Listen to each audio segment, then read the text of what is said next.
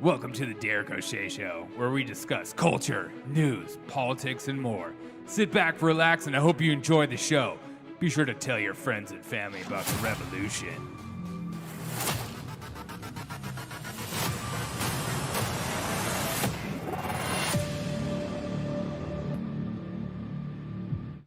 What's up, everyone? Welcome to the Derek O'Shea Show. I appreciate you guys so much for tuning into the show this Thursday. I'm just going to go live in the mornings, try to do as much as possible, just see what's going on, maybe connect with some of you that want to jump on the live stream with me. And we're just going to see what's going on in the news. I'm not going to read articles on here because that would be god-awful boring.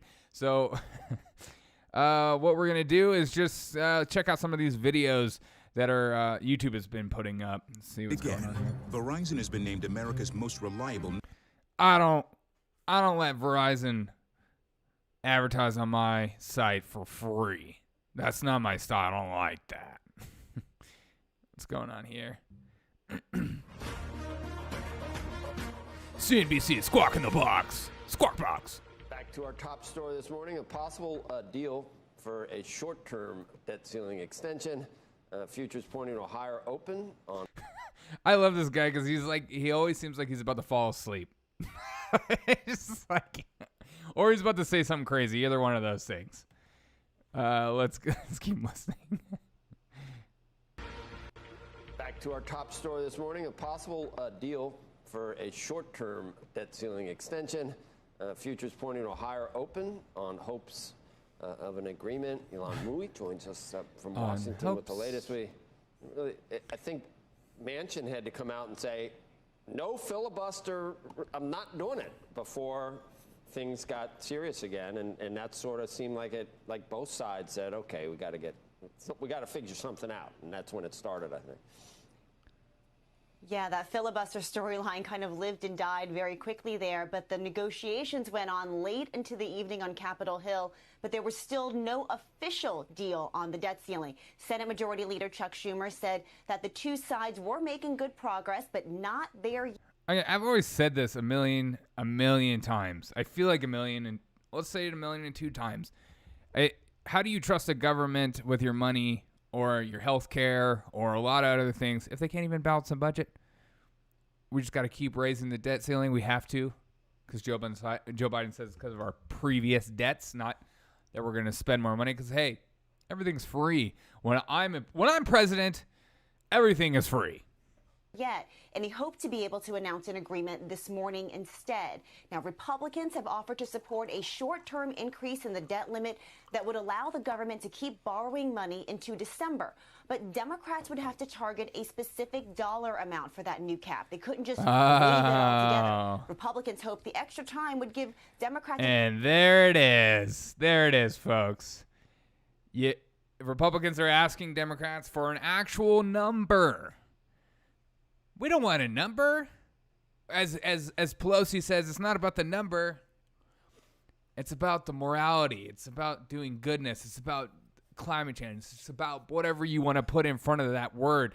That's what it's about. It's not about, what are you talking about? It's not about money. Don't put a number on it or else we'll have to think about what we have to spend. Blah. Keep watching. A chance to pass a longer-term fix through the reconciliation process and without GOP help. But Democrats are rejecting that idea explicitly in some cases. What's my reaction to his so-called offer? Just what I said, it's BS. He should stop playing games, get out of the way so that the 50 Democrats can avoid what would be an economic catastrophe. I swear all that lady does is spit like talking points. Like I never hear a lot of like really deep thinking out of some of these people. And that's kind of unfortunate because, you know, they're in charge of so much. Let's keep watching. Now, others were more optimistic. Senator Chris Murphy tweeted that it sucks that McConnell only agreed to extend the debt ceiling until December. But he said a short-term deal gives Democrats the space to finish Build Back Better negotiations, which brings up a good point, Joe. Congress is now just punting all of its fiscal deadlines until the end of the year. So we're going to be right back here again soon. Back over to you. Of course we are. And as we pointed out, when we talked about this at the top. But at the same time, I know that we're going to be back here at some time. Well, when are we going to stop spending so much money is another question that is, never, ever asked or answered. It's just about continuously raising the debt limit forever. And they're like, inflation is due to COVID. No. So there's something else happening in November between now and December. We'll see who. You ever heard that? Someone once said elections have consequences. We'll see. We'll see what happens. I mean, did you hear Terry McAuliffe said, well, yeah, I'm not doing as well in Virginia. Biden is not popular here. It's like, he's your president. Joe, I live in a swing district. I live in a swing district in Virginia, and this race, from just judging from the boards and the signs that I see put up in people's yards, it's really tight. It's amazing. That education, I don't know. I think that in certain, I'm going to pick on a certain party, but people are misjudging, I think, the public sentiment about a lot of these things. I don't know about this latest Merrick Garland, that parents are terrorists now for talking about what happens in schools. It's I don't know if most Americans really are. Whoa, somebody just got red-pilled. Yeah, go ahead. The fight between progressives and moderates that was playing out around the infrastructure bill versus the social spending package. I mean, that's playing out in states and localities, across the country. And so that tension within the Democratic Party is just going to be on display November 2nd. And that could influence, which party are feeling their oats in December. I feel like you can feel his energy right now where he wants to say what he really wants to say, but feels like he can't because he's on CNBC and he's struggling to come up with words that won't get him fired at this moment. He's just like, I feel like you're seeing a conflicted man trying to figure out what's the right word I need to use right now that won't get me fired in this moment, speaking so ill about the Democrats at this moment. Because the economy's perfect right now. Really push, so it's your fault that we're going to default on our debt. You can't keep, they do that so well. I mean, what is a citizen supposed to really believe? She doesn't even know how to respond. When both sides it's their fault. So, all right, Elon, thank you. And that's a good point. What are you supposed to believe when everyone just says it's not my party's fault, it's the other party's fault? And I mean, I think that only comes down to education. You have to be paying attention and not just listen to talking points. Welcome to CBS Mornings. If you grew up in my house, it would be buy yourself something nice and put the rest of it in savings. That's so fun. A great appreciation for savings accounts. Welcome to CBS News. We're going to begin with this. We've got a possible deal on the debt. What was that? Talking about savings accounts? Let's just go back to that. Welcome to CBS Mornings. If you grew up in my house, it would be buy yourself something nice and put the rest of it in savings. That's so fun. Have a great appreciation for savings accounts. Well, what? That was a joke? What is this show? Oh. CBS Mornings. welcome to CBS News. We're going to begin with this. We've got a possible deal on the debt limit that could avoid an economic crisis. We'll get to that in just a second, but we begin with breaking news overnight. I swear, if I hear the word economic crisis one more time, you know what's an economic crisis? Us spending money that we don't have. Nah, let's not talk about that, though. From Texas on the state's controversial abortion law. A federal judge is putting the measure on hold, calling it unconstitutional. Jan Crawford is following that story. Jan, good morning to you.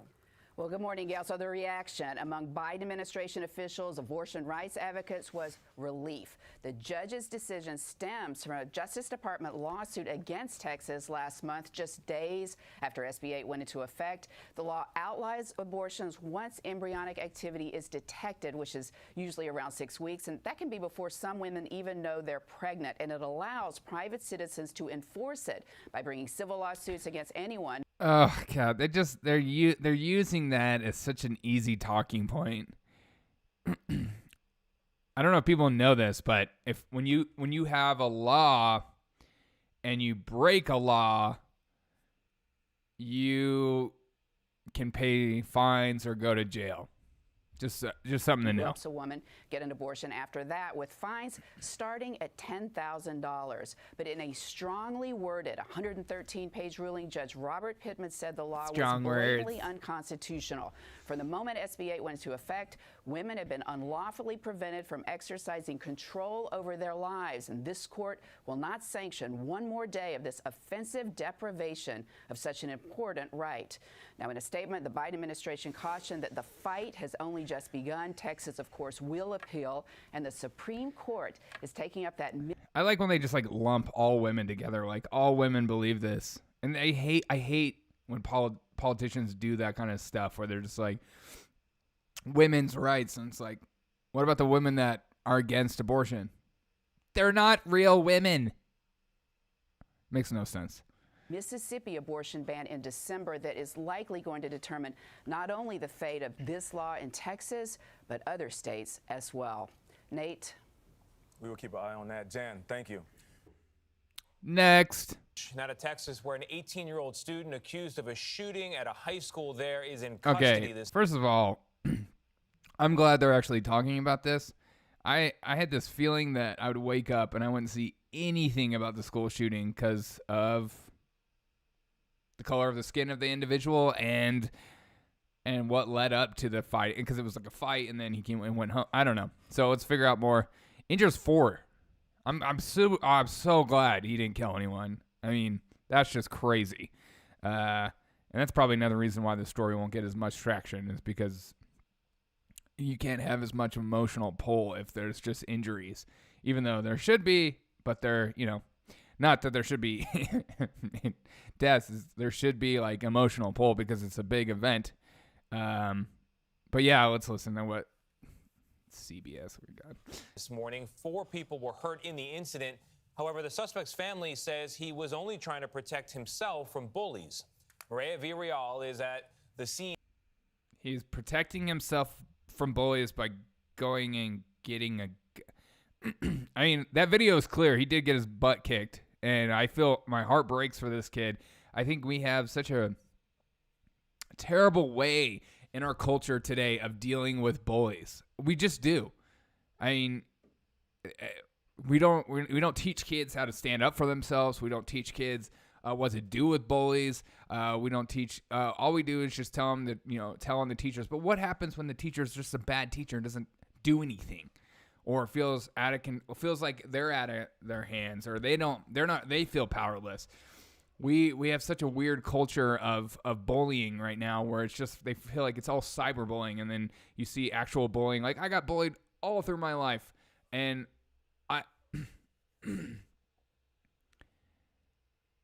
it sucks. It really, really sucks, and my heart breaks for that kid. But going home, getting a gun is just, that's not the way. And sometimes you feel like you're completely powerless when you're face-to-face with a bully, because, they might be stronger, they might be bigger, they might have more friends that just gang up and pick on you. My heart breaks for this kid. My heart breaks for this entire situation, as somebody who was just picked on their whole life as a kid. But what do you do? What do you do to bullies? Because our answer is just,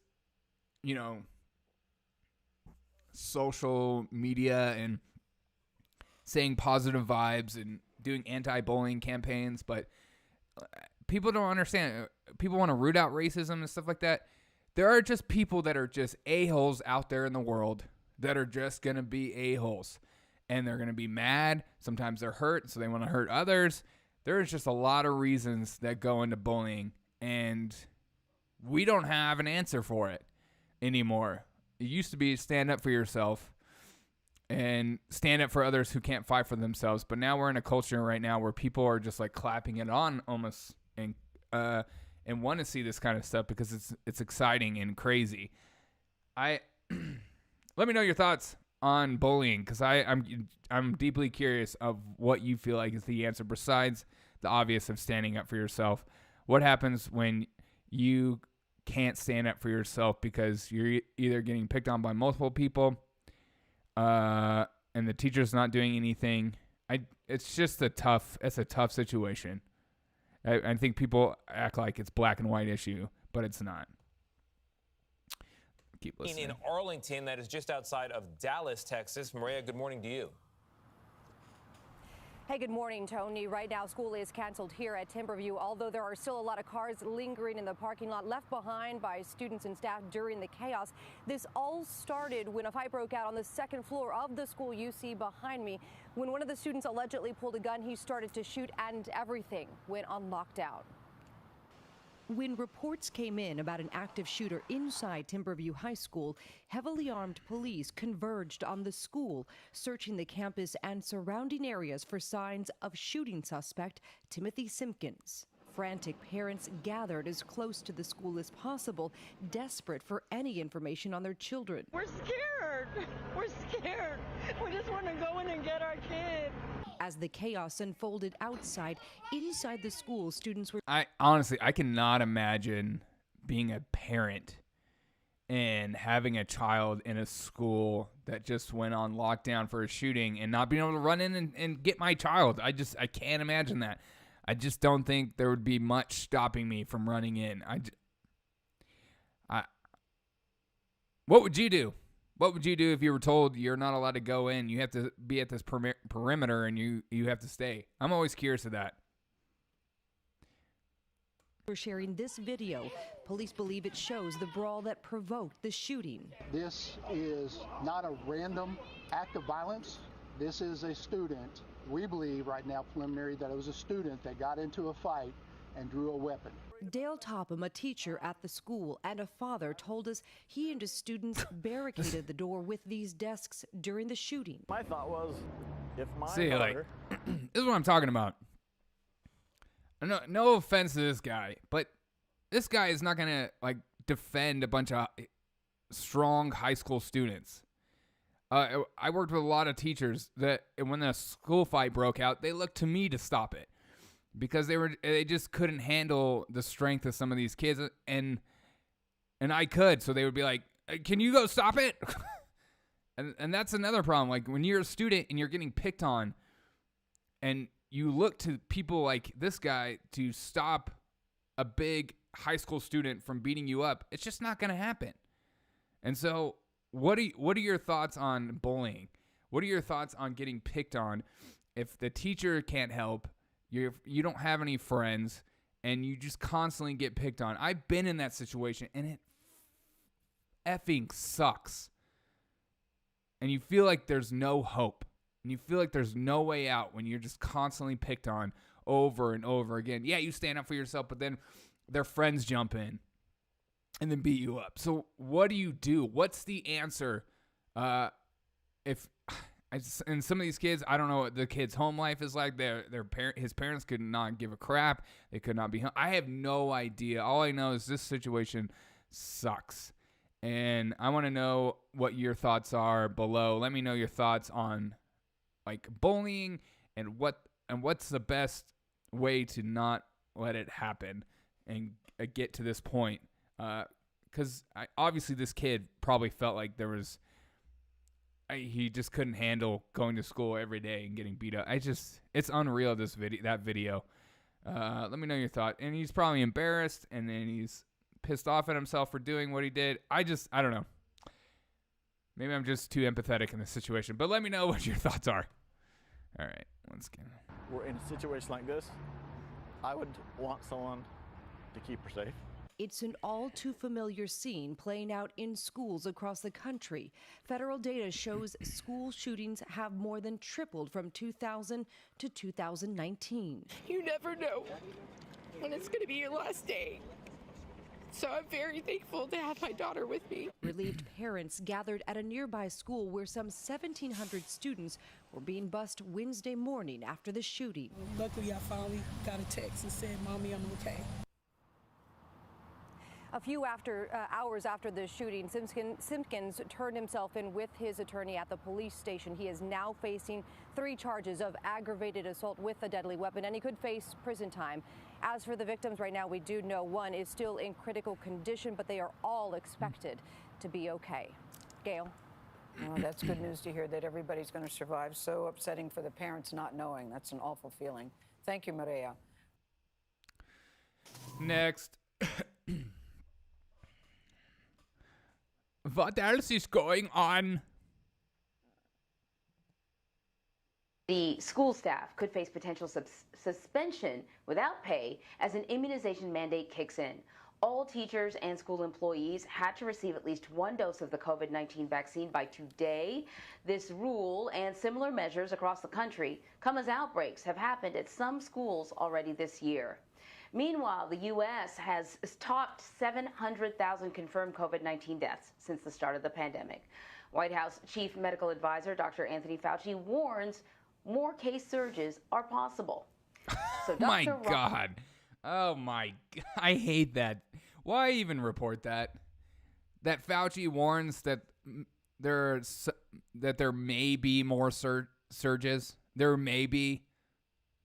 Yes, and I may fly a kite over a river today. Just maybe. Do I have a kite? No.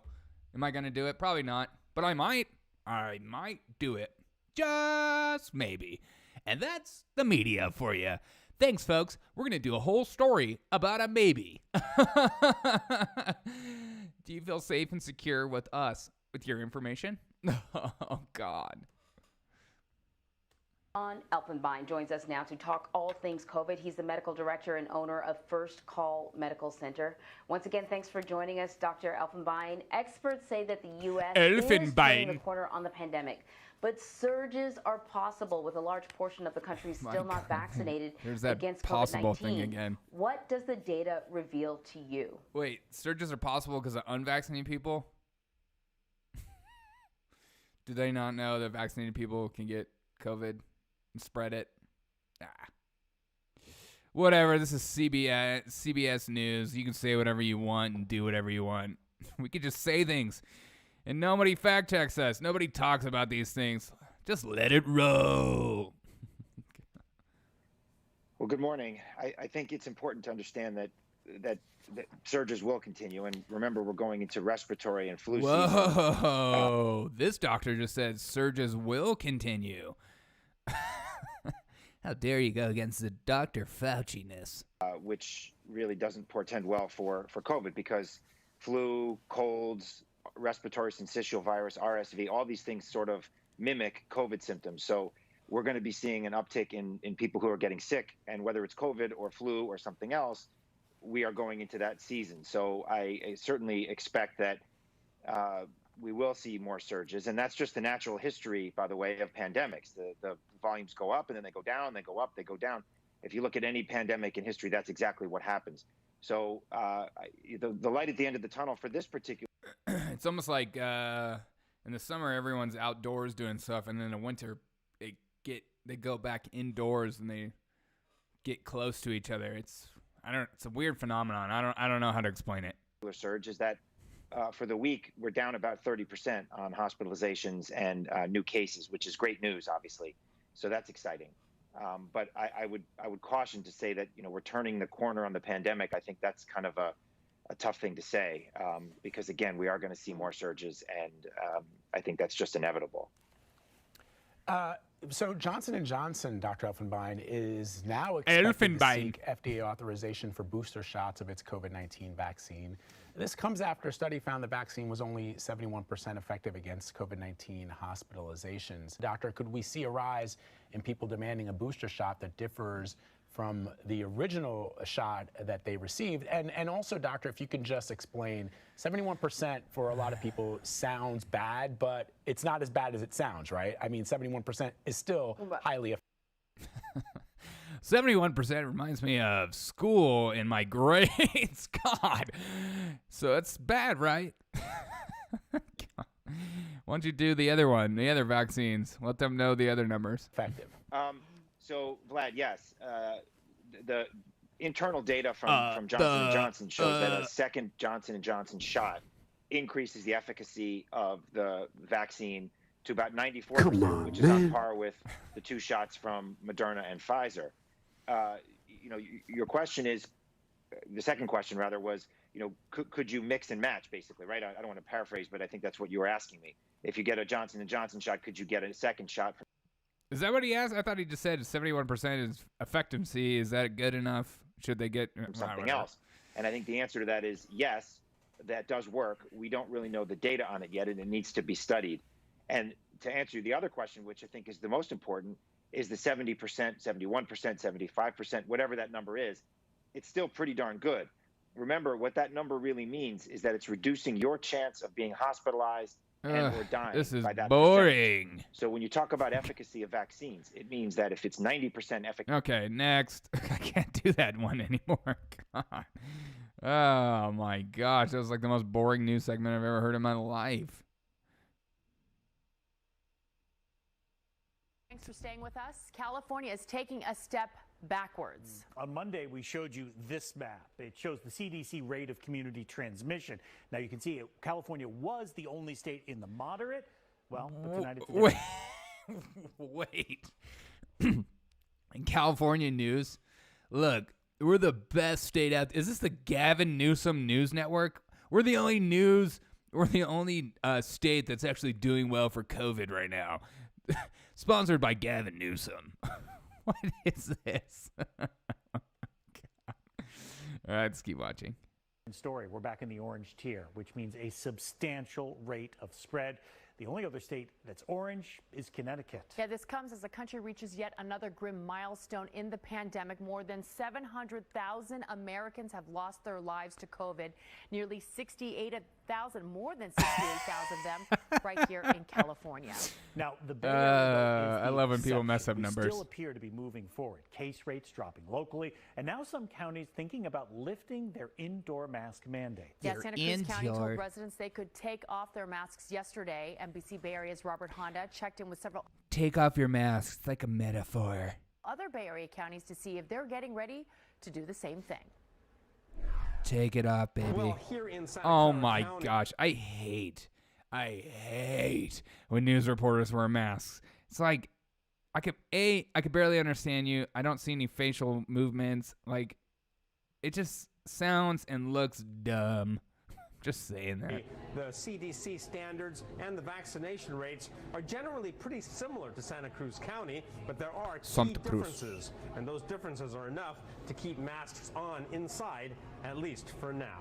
Many people visiting indoor businesses in Santa Cruz are not wearing masks anymore, and those who are doing so voluntarily. The Santa Cruz County Public Health Officer says she set up her masking order to automatically rescind when the transmission rate dropped to a moderate level versus high or substantial. That happened Wednesday. I want our community to feel confident in their vaccines, that their vaccines offer a layer of protection. Dr. Newell says even though many Look at Bay these Area people walking outside with masks on. Why? and similarly high vaccination rates, she doesn't want to suggest what other public health offices should do. You're outside. We are much smaller than most of the other Bay Area counties. We have less international traffic moving through here for both business purposes and tourism. Bay Area county attitudes are mixed. For example, Marin expects it will drop mask mandates eventually, while San Mateo, Contra Costa, and Solano are not even considering it right now. The biggest, Santa Clara County, says a high rate of booster shots would go a long way toward determining when they'll ease mask requirements. I think it's Really? one measure. So it's the booster shots that determine it. It's not the actual, hospitalization rate or anything like that. Just say you want everyone to get vaccinated and they won't go back to normal until it happens. I mean, these people are just so... The way they justify what they're doing is unbelievable. And we're looking at all of those. I mean, having a high level of vaccination, and we have one of the highest in the country. Also, we want to make sure that our case numbers are pretty low and the hospitalization numbers are low. So we're looking at all that. Again, who cares about case numbers? It's a virus. But what is the hospitalization rate and what's the death rate? That's what matters. But, that's science. But we don't want to do anything prematurely, and we want to keep everybody safe. There are mixed Safe. reactions, but many people What told about us freedom? that's a good approach. Yes, I know the vaccinations and all that, but we still need to stay safe until a Ugh. higher percentage is cured. Stay safe. God, I hate that so much. How about stay dangerous? All right, let's go. I want to go back to see if there's any new updates on the news before I started this morning. Now to Texas, where an 18-year-old student accused of a shooting at a Come high on. school there is in custody this morning. 4 people were hurt in the incident. However, the suspect's family says he All right, was only new trying information to protect himself about from bullying. Brian. Perfect. Thanks, Pete. As more search crews join the manhunt for Brian Laundrie, our next guest says Dog the Bounty Hunter may be sniffing around in the right place. Peace River K9 search.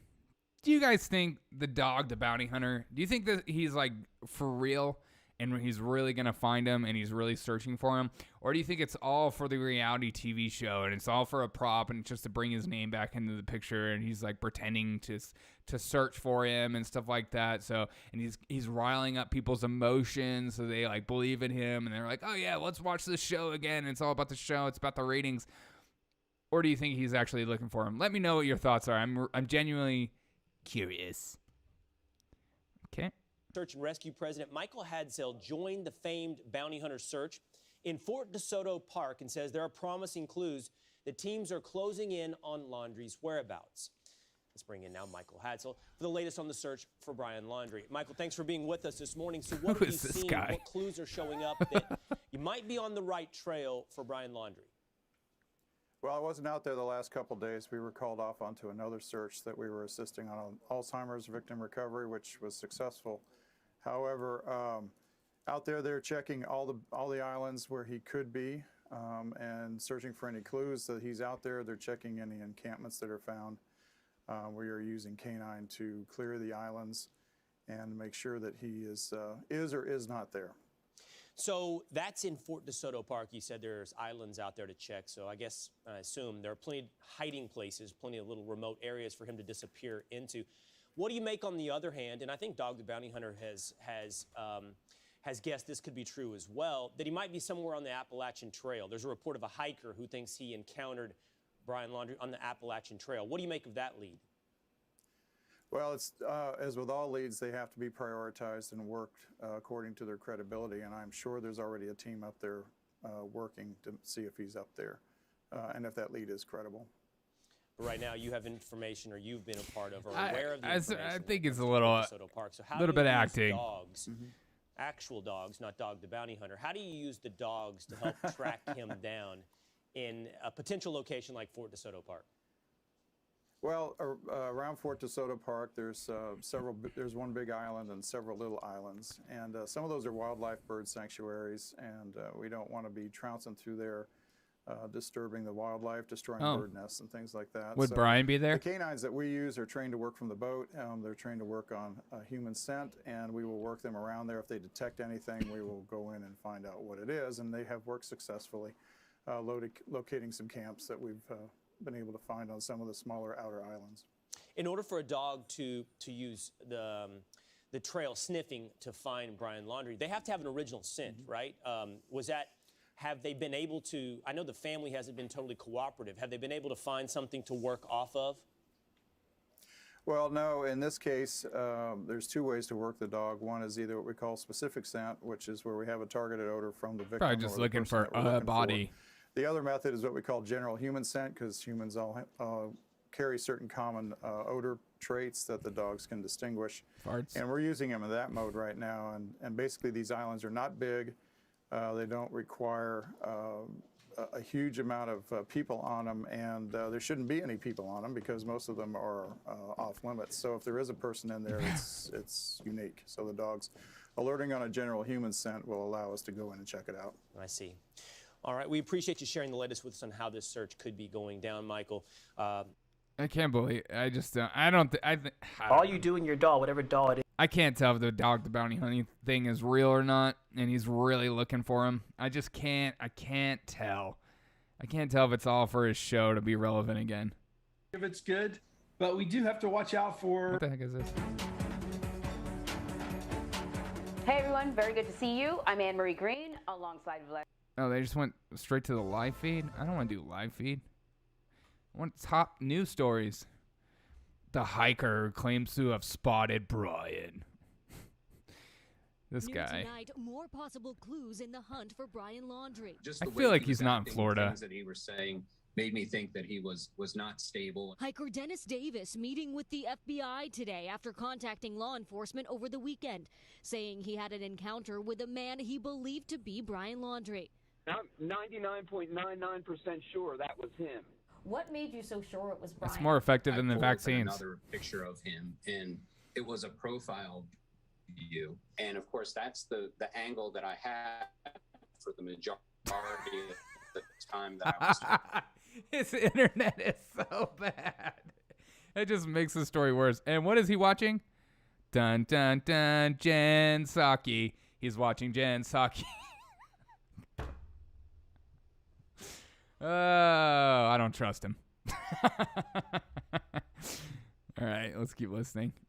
Talking with Brian, and when I opened up that picture of him, my body, I had a physical reaction to it. My heart jumped out of my rib cage. It felt like my blood started pumping. There was just no doubt in my mind. Again, the way my whole body reacted to that encounter. Davis says he was on a hiking trip. Davis says the way his body reacted, that's how he knew it was him. This is 2021 reporting. Trip on the Appalachian Trail in North Carolina near the border of Tennessee. He was driving around 12:30 a.m. on Saturday morning when a man waved him over. Nobody asked him what he was doing, huh? What were you doing out so late? Why were you partying with Brian? For help. He went on to tell me that him and his girlfriend had a fight, that she called him and told him that she loved him. And then he told me he was trying to get to California to see her. I basically sat in my car wide awake for the next 5 hours, because I couldn't go to sleep. I mean, I was just super pumped up. Again, was thinking, let's get the police out here and go catch this guy. The Haywood County Sheriff's Office in North Carolina confirming to NBC News that Davis met with the FBI at their office and saying the Sheriff's Office has received and responded to numerous reports throughout Haywood County over the course of the last week. We will continue to pursue leads surrounding this case as they come in. Laundrie is a person of interest in the Gabby Petito investigation. There's also a federal warrant out for his arrest in a fraud-related case. Gabby's family speaking with Dr. Phil today about the hunt for their daughter's missing fiancé. I can't believe they went on Dr. Phil. It's all these old 90s guys coming back to light because of this case. Dr. Phil and Dog the Bounty Hunter. I mean, is Maury coming on? And then we'll have, what's that? Jerry Springer. I just don't know. I just hope he's found. I really do.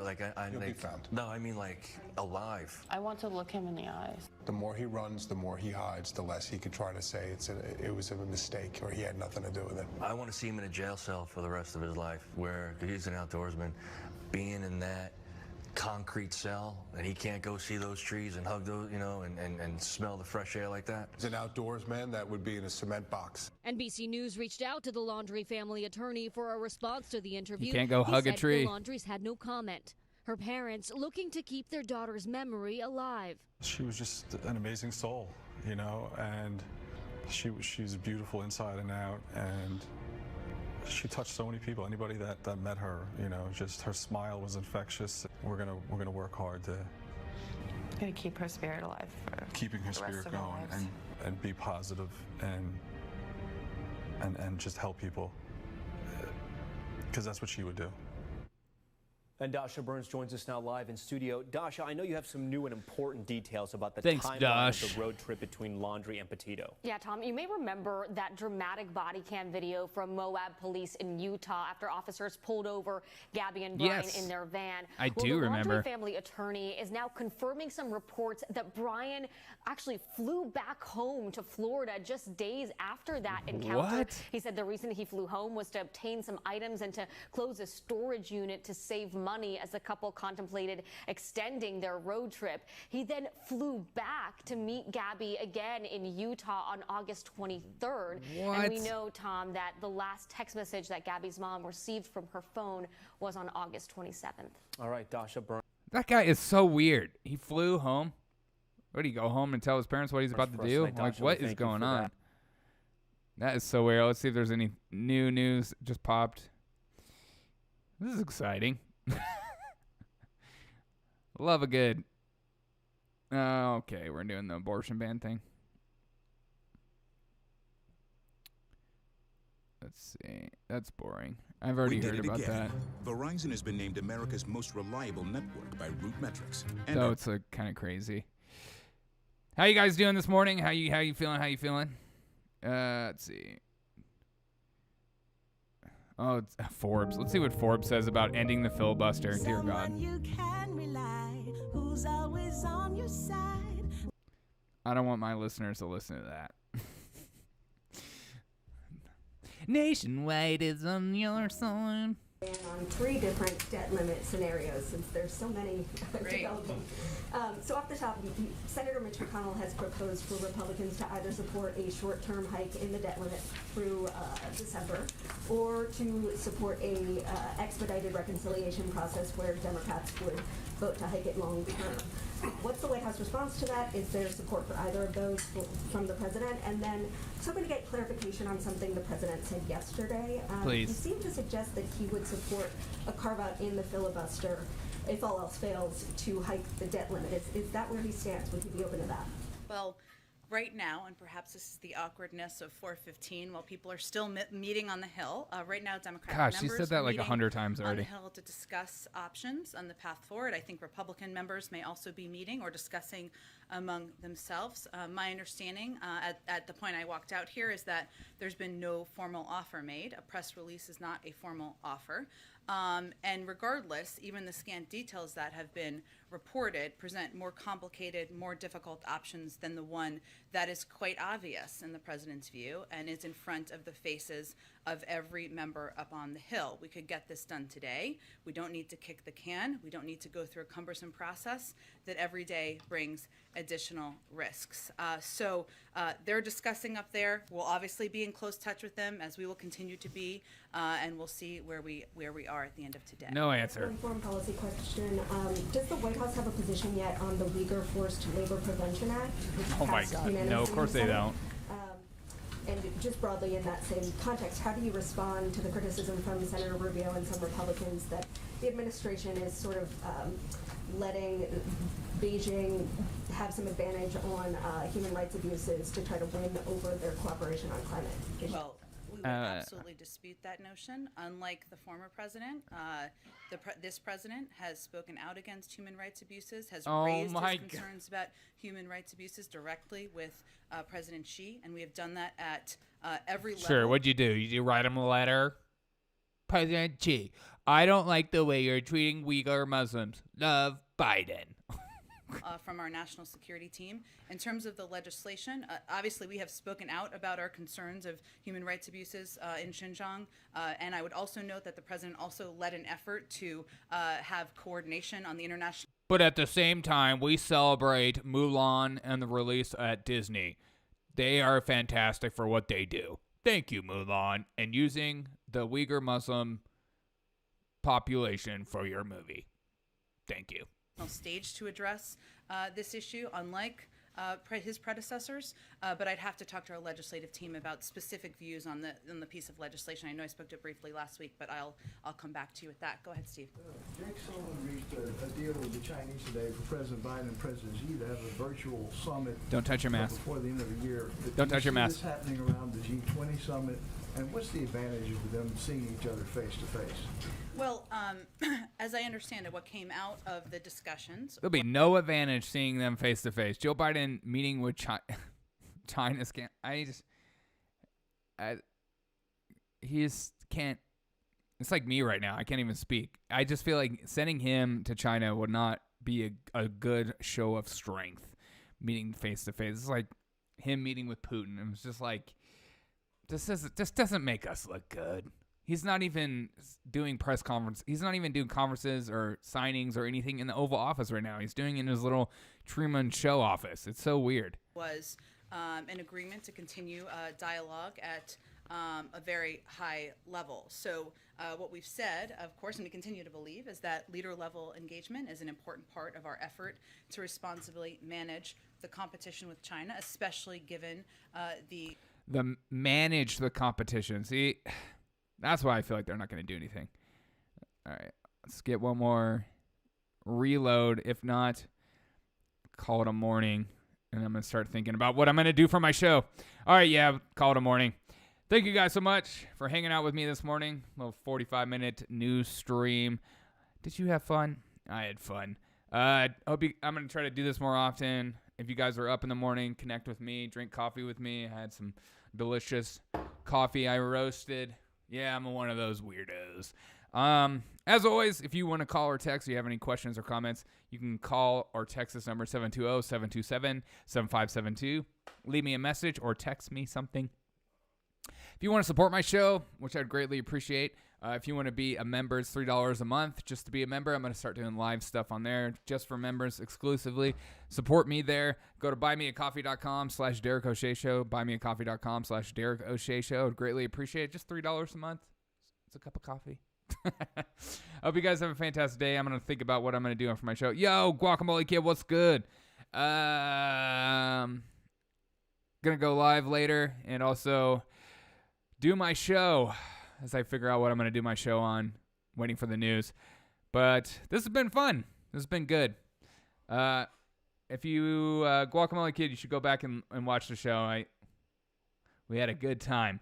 Hope you guys have a fantastic day. I love you. I love you, Guacamole Kid. You're incredible. Have a fantastic day. You're incredible. I'm incredible. But you're way more incredible. Just remember that. All right. Get out of here, people. I'll see you guys later. Welcome to the Derek O'Shea Show, where we discuss culture, news, politics, and more. Sit back, relax, and I hope you enjoy the show. Be sure to tell your friends and family about the revolution.